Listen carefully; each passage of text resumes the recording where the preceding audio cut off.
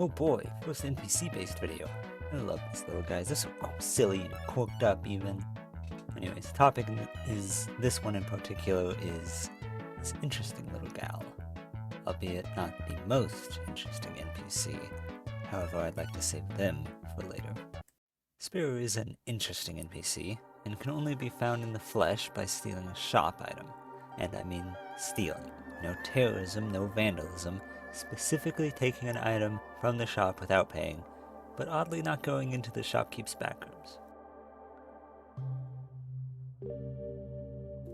She'll then generate on one of the subsequent levels, and it's either going to be in Jungle or Volcana, or rarely Tide Pools 4-1, as she won't generate past that due to her quest, which I'll get into shortly. But of note is that if she's killed at any point, she will drop a skeleton key.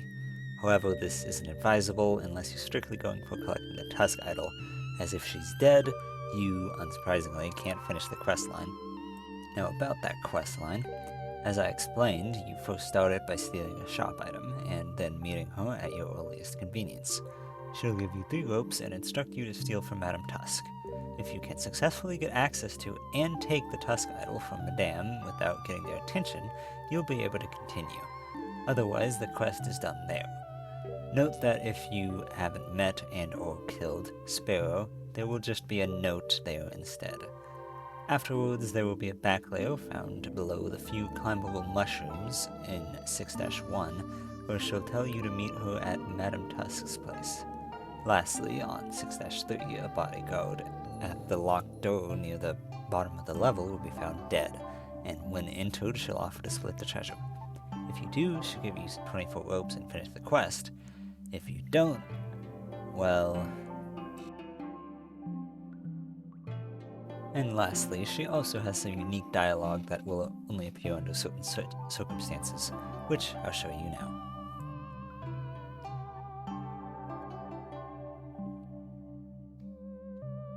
Overall, she's a fairly interesting questline as well as character to follow. Her rewards may not be as incredible as the Alien Compass, but I do believe it's reasonable, as it is most so a quest you can do on the side in addition to others, rather than just completely ditching going Tide Pool specifically for the Alien Compass and Temple.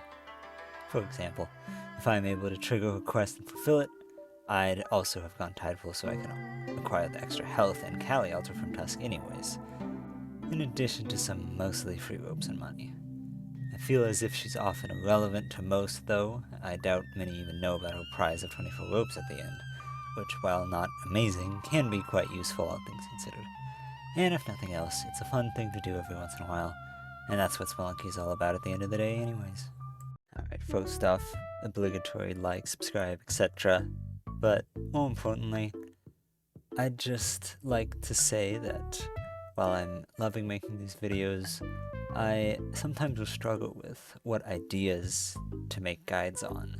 So if anyone has any suggestions, feel free to leave them in the comments. I enjoy reading the comments regardless of if they're a suggestion, but if you have one, there's a good chance I'll cover it at this point because, you know, I'm pretty much down to explain anything in this game. It's one of my favorites, and that's why I'm making these videos in the first place. So, yeah, thank you for watching. See you later.